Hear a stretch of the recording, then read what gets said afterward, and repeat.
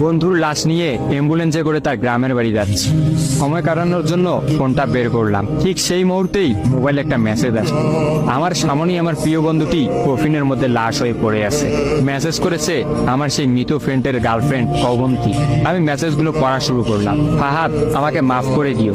আমি যেই বাবার চোখের দিকে তাকিয়ে কখনো কথা বলতে পারিনি, সেই বাবা যখন অসহায়ের মতো আমার সামনে দুই হাত জোড়ে কান্না শুরু করতে লাগলো, তখন সেই বাবার ভালোবাসার কাছে আমাদের ভালোবাসা হার মেনে গেল। তাই আজ 11 দিন ধরে আমি অন্য মানুষের স্ত্রী। তোমাকে কথা দিয়েছিলাম জীবনের শেষ সময় পর্যন্ত তোমার সঙ্গে থাকবো। আমার সব সময় ভয় হতো যে তুমি আমাকে কষ্ট দেবে, হয়তো আমাকে ছেড়ে অন্য কাউকে বিয়ে করবে। অথচ দেখো, আমি তোমাকে কষ্ট দিলাম, আমি তোমাকে রেখে অন্য পুরুষকে বিয়ে করে ফেললাম। জীবনটা বড়ই অদ্ভুত, তাই না? তোমার কি মনে আছে আমি তোমাকে কাঁদতে কাঁদতে বলতাম আমাকে কখনো ছেড়ে যাবে না? তো তুমি হাসতে হাসতে উত্তর দিতে, আমি তোমাকে কখনো ছেড়ে যাব না, তুমি আমাকে ছেড়ে গেলে যেতে পারো। তখন আমি অনেক রাগ করতাম, কারণ আমি তো তোমাকে পাগলের মতো ভালোবাসতাম। তুমি নেই এরকম কোনো পৃথিবী আমি কল্পনাও করতে পারতাম না। অথচ দেখো, আজ অন্য কেউ হচ্ছে আমার স্বামী। রোজ তার সাথেই আমাকে ঘুমাতে হয়, ঘুম থেকে উঠে তার মুখটাই আমাকে দেখতে। মানুষের জীবন এমন কেন যে যাকে চায় যদি তাকে পায়?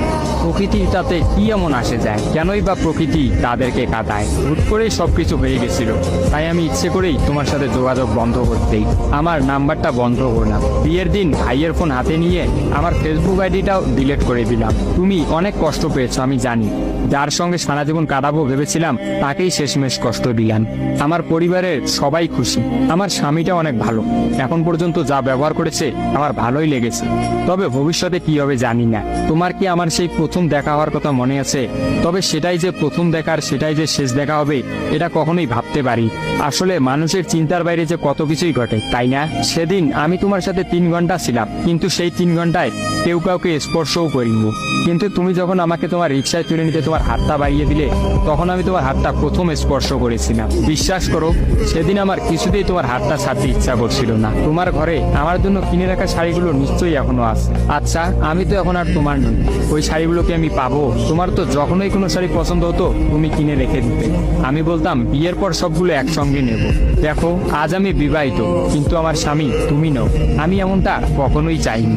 নিজের পছন্দের একটা মেয়েকে বিয়ে করে নিও, তারপরে শাড়িগুলো তাকে দিয়ে দিই। মেয়েরা শাড়ি কতটা পছন্দ করে তা কি তুমি জানো? যদি না জেনে থাকো তাহলে বিয়ের পর তোমার বউকে দিয়ে উপলব্ধি করে নিও। তোমার সাথে আমার অনলাইনে পরিচয়, তাই চিন্তা করেছি কোনোদিনও বেঁচে থাকতে আর অনলাইনে যাব না। আমার নাম্বারটাও বন্ধ করে দিয়েছি। আজকের পর থেকে আমাদের আর কোনোদিন কথা হবে না। তোমার কাছে একটা অনুরোধ, যদি চলার পথে আমাদের কোনোদিন দেখা হয়ে যায় তাহলে প্লিজ তুমি অচেনা হয়ে চলে যেও। নিজের যত্ন নিও আর জীবনটা গুছিয়ে নিও। জীবন তো একটাই, ভালো থেকো। কিন্তু আমি ভালো নেই, ইতি তোমার ওই অবন্তী। সবগুলো মেসেজ একত্রে পড়লাম।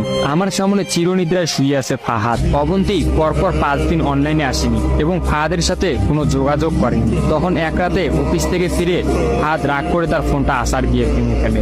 ভাঙা মোবাইল আর ঠিক করা হলো না। ফাহাদ তার সিমটা আমার ফোনে ইনস্টল করে। জরুরি কোনো কল এলেই একমাত্র ফাহাদকে দিতাম। আর ফাহাদ রাগ করে বলল, যতদিন না পর্যন্ত অবন্তী আমাকে SMS করে